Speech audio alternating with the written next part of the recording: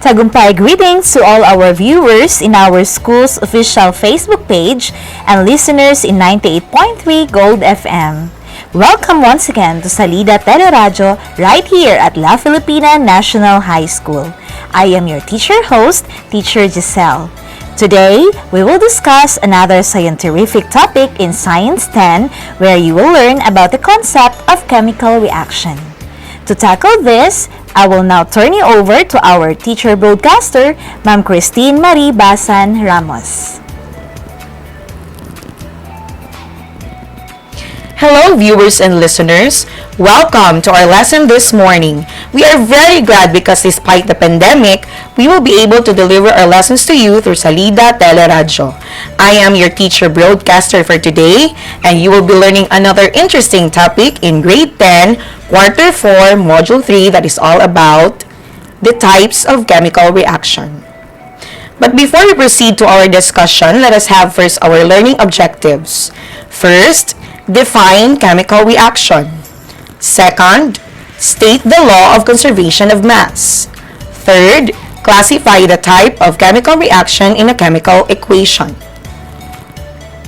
Okay, so let us have first a game before we proceed to our topic this morning. So, I know that you are familiar with this game because it is very common. So, all you have to do, I prepared 3 sets of pictures here with letter hints for you to be guided. And all you have to do is give me the word that describes the 4 pictures. So, let's start.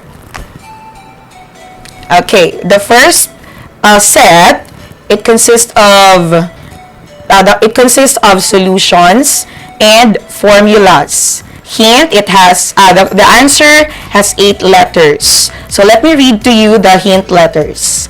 Letter E, Q, K, D, C, O, U, A, T, I, H, E, O, D, N. And I will give you 5 seconds to answer.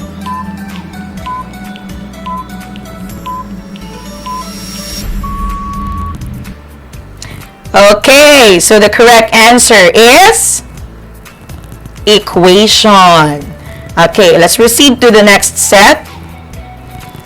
The pictures or the second set consists of pictures of battery, chemicals, flames, and household cleaner powders. So what do you think is the word? Hint, 8 letters. So again, let me read to you the hint letters. CHEJOMICSAOBAL.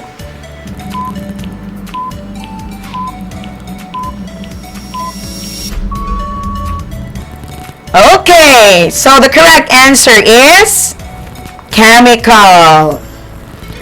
Okay, let's proceed to the last set. So the last set consists of pictures of a baby listening to a music, a kid that is experimenting and observing, and a lady that is in shock, and also FB reactions. So what do you think is the word?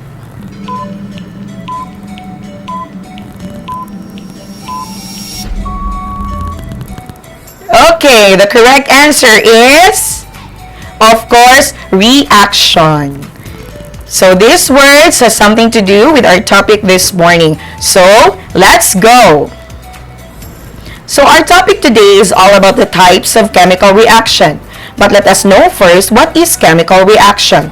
So chemical reaction takes place when there is a formation of new substances.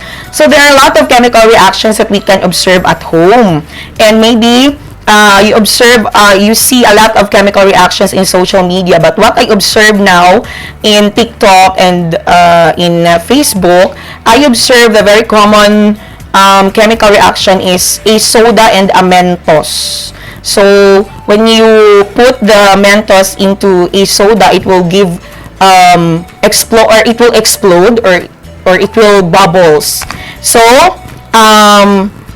I think that is one concrete example of chemical reaction that is common. So you try to experiment that also. Okay, so what are the parts of a chemical reaction? So there are two parts.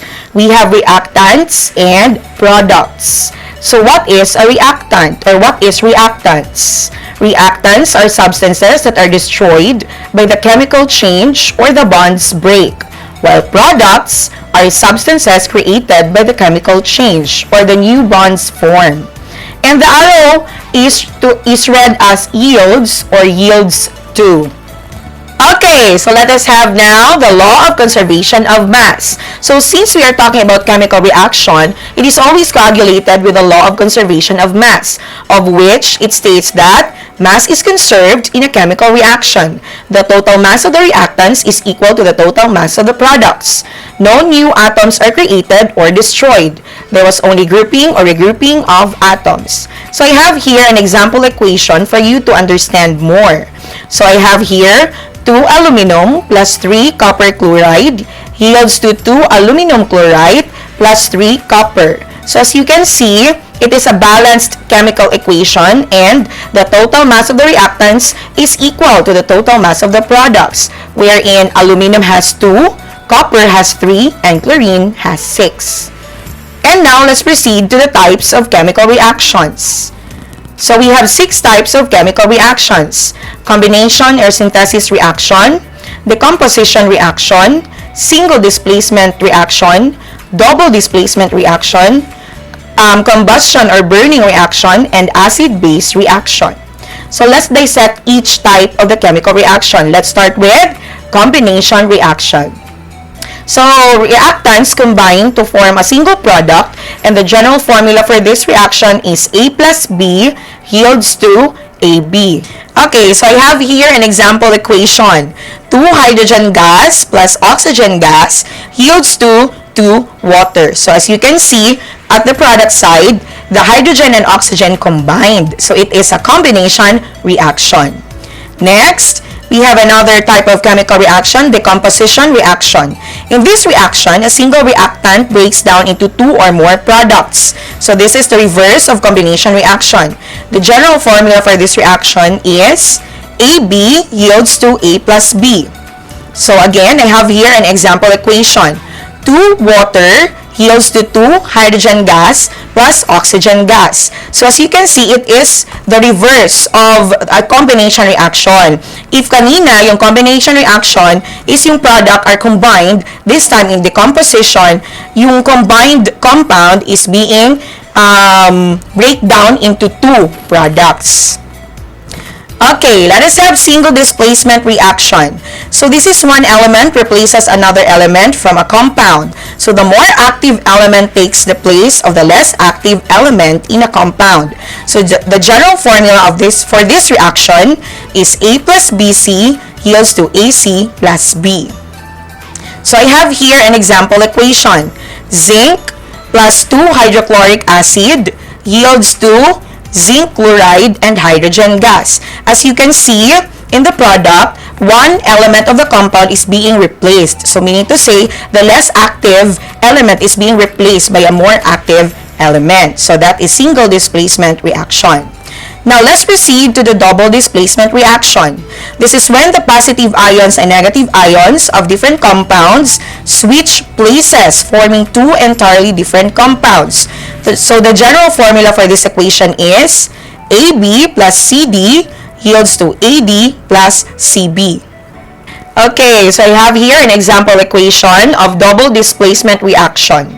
Sodium chloride and silver nitrate yields to sodium nitrate and silver chloride. So in double displacement reaction, the reactants and products consist of 2 compounds. So, parang nagkakaroon ng swapping or exchange partners ng both compounds of the reactant, resulting to the or forming of product which it breaks down to 2 or more products. And so we have another type of chemical reaction, the acid-base reaction. So this is a special kind of double displacement that takes place when an acid and base react with each other. So acid and base yields to salt and water. So, let us have here our example equation. Bromic acid and sodium hydroxide yields to sodium bromide and water. So, it is an acid-base reaction at the same time double displacement reaction. So, you can, when you identify or classify a type of chemical reaction, you can have two answers, a double acid-base reaction and double displacement, since acid-base reaction is a special kind of double displacement reaction. Okay, next we have combustion reaction. So this is when oxygen combines with a hydrocarbon to form water and carbon dioxide. So hydrocarbon and oxygen yields to water and carbon dioxide. So we have here an example equation. Methane and 2 oxygen gas yields to carbon dioxide and 2 water. So it is a combustion or burning reaction because the resulting product has carbon dioxide and water. Now, let us check your understandings about our tackled topic. So that was all about the types of chemical reactions. So let's think about this. How would you compare single displacement reaction to a double displacement reaction? How would you compare a single displacement reaction to a double displacement reaction?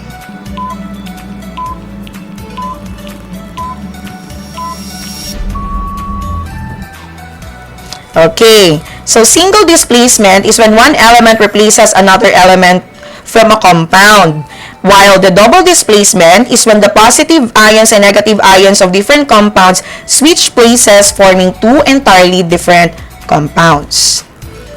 Next, why do we need to balance a chemical equation? Why do we need to balance a chemical equation?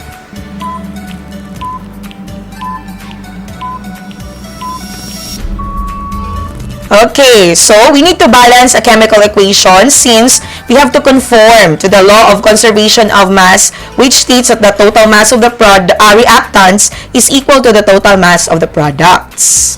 Next, how can you relate the types of chemical reactions to real-life situations? So, cite an example.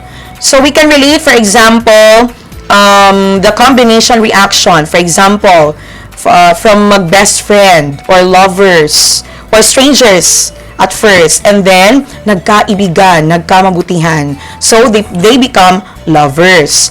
And also, we can also cite some example in a decomposition reaction. For example, they are together or married for how many years, and they fall out of love. So what happened from lovers to strangers, or nagkahiwalay sila?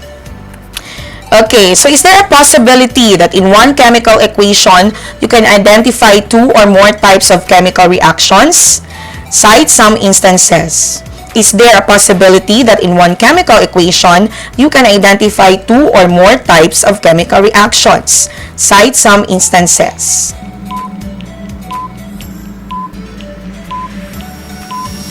Okay, of course, the correct answer is yes. Just like the acid-base reaction, since it is a special kind of double displacement reaction, so you can answer or you can classify them both, acid-base reaction and double displacement reaction. Okay, very good, students. Now let me further check if you really listened to my discussion. This time, let us have remember me. So, let's go. What are the 6 types of chemical reactions? What are the 6 types of chemical reactions? So the 6 types of chemical reactions are combination reaction, decomposition reaction, single displacement reaction, double displacement reaction, acid-base reaction, and combustion reaction. Next question. Next. State the law of conservation of mass. State the law of conservation of mass.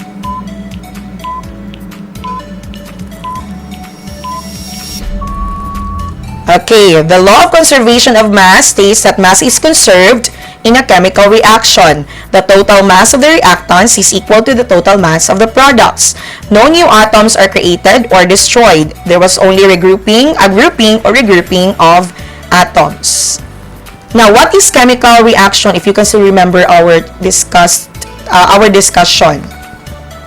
What is chemical reaction?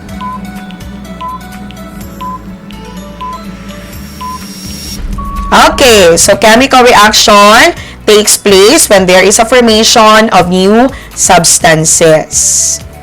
Okay, now what is reactant, or what is reactant and what is product?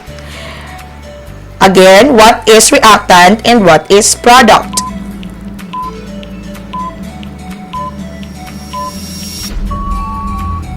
Okay, so reactants are substances that are destroyed with a chemical change or the bonds break, while products are substances created by the chemical change or new bonds form. Okay, so let us have now our short quiz. So, answer honestly and write your answers in a clean sheet of paper. Classify the following chemical equations according to the 6 types of chemical reactions. 2 points each item, and I will give you 5 seconds for you to answer. Okay, ready? Let's go! Number 1. Sodium hydroxide and potassium nitrate yields to sodium nitrate and potassium hydroxide. Again, NaOH plus KNO3 yields to NaNO3 plus KOH.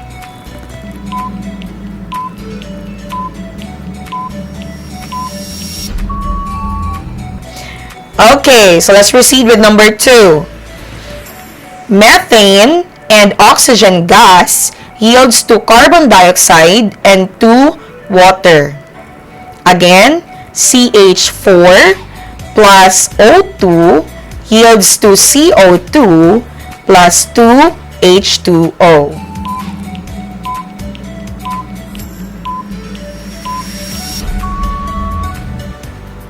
Okay, so now let us proceed to number 3. Iron and 3 sodium bromide yields to ferric bromide and 3 sodium. Again, Fe plus 3 NaBr yields to FeBr3 plus 3 Na.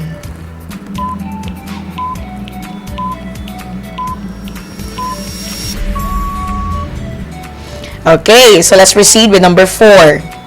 2 sodium nitrate yields to 2 sodium nitrite and oxygen gas. Again, 2 NaNO3 yields to 2 NaNO2 plus O2.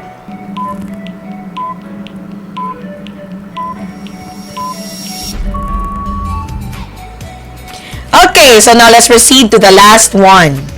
Sulfuric acid and sodium hydroxide yields to sodium sulfate and to water. Again, H2SO4 plus 2 NaOH yields to Na2SO4 plus 2 H2O.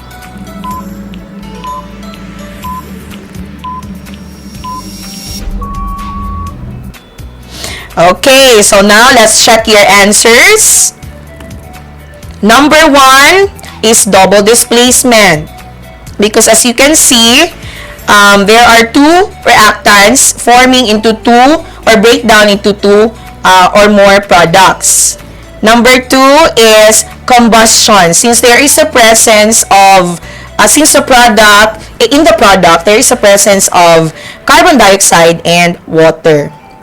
Then number 3 is single displacement.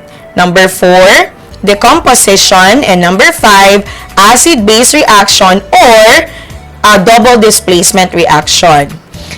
Okay, so for your assignment, study and practice in advance on how to balance chemical equations. So you have to write it in a clean sheet of paper. So, that's it for today. I hope that you learned something from our topic this morning. So this is your teacher broadcaster, Ma'am Christine Marie B. Ramos. Thank you for listening. Bye-bye! Thank you so much, Teacher Christine Marie, for that meaningful scientific discussion. And thank you also to all our viewers and listeners for tuning in. Hope you will remember the things you learned today. Again, this is your teacher host, Teacher Giselle Gaming Wong, saying, the meeting of two personalities is like the contact of two chemical substances. If there is any reaction, both are transformed. Keep safe, everyone. Bye!